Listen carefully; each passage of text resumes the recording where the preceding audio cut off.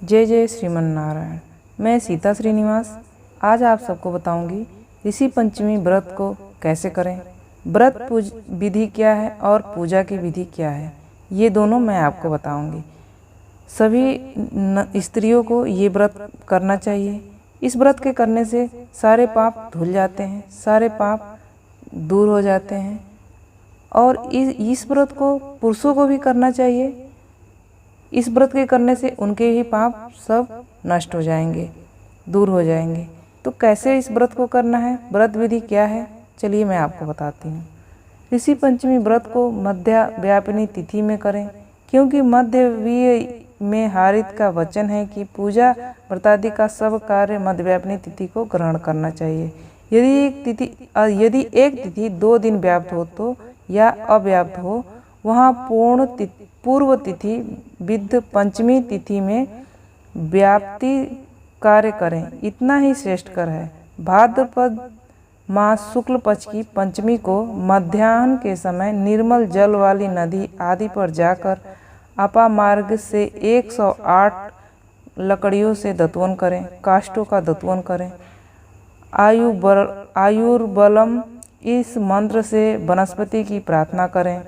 मख दुर्गंधति मंत्र से दंत धावन करें। इस प्रकार दांतों को साफ कर शरीर में मृतिका धारण कर जल से स्नान करें। तदंतर ब्रह्मकुच विधि से पंचगव्य तैयार कर प्राशन करें।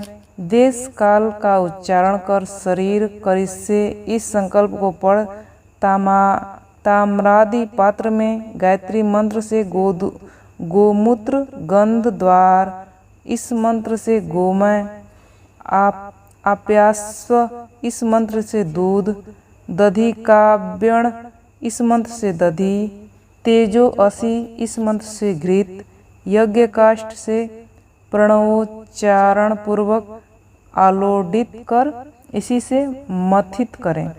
प्रणव से अभिमंत्रित इस 7 हरि कुशाओं से पंचगव्य को उठाकर इरावती इत्यादि मंत्रों से 10 आहुति अलग अलग कर हवन करें।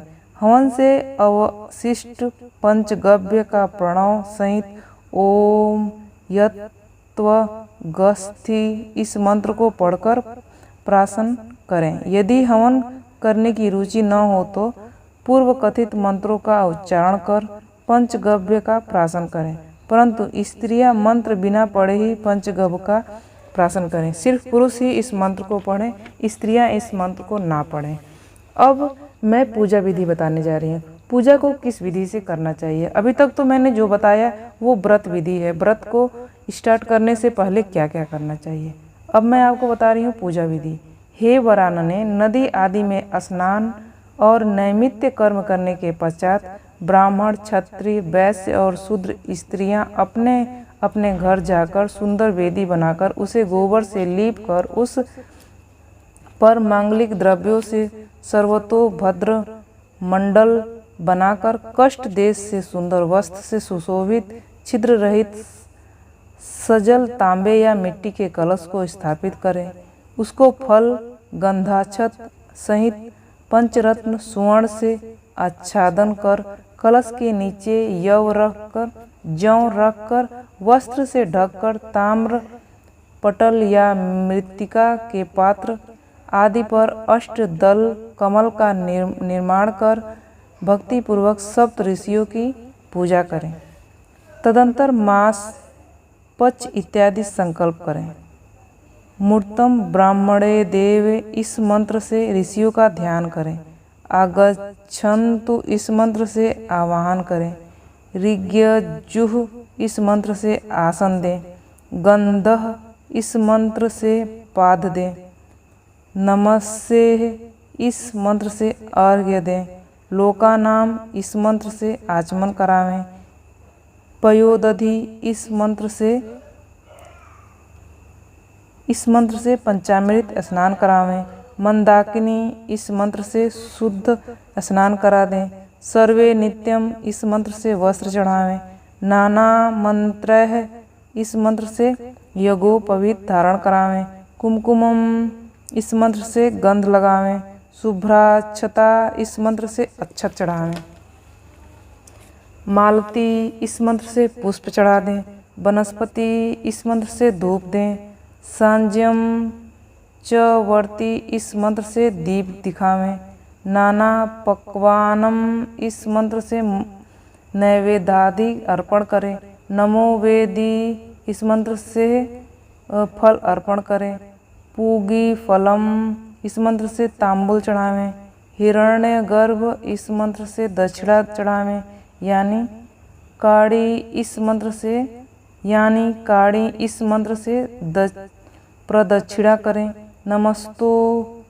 नमस्तु इस मंत्र से ऋषियों को नमस्कार करें। अते सप्त इस मंत्र से प्रार्थना करें। कृत्या इस मंत्र इस तरह संकल्प कर पूजन पूर्वक वायनम फलम इन मंत्रों को पढ़ फल घृत दक्षिणा सहित ब्राह्मण को देवें। न्यूयाति इस मंत्र से विसर्जन करें। इस प्रकार विधि सहित भक्ति से पूजन कर यह कथा को श्रवण करें। इसके बाद कथा सुनना चाहिए। अब मैं अपना वीडियो यहीं समाप्त करती हूँ। आपको ये जानकारी कैसी लगी मुझे कमेंट करके बताइएगा। अभी तक आपने मेरे चैनल को सब्सक्राइब नहीं किया है तो मेरे चैनल को सब्सक्राइब कर लीजिए। अगला वीडियो मैं बनाऊंगी कि ऋषि पंचमी का कथा क्या है, इसके बारे में वीडियो बनाने वाली हूँ।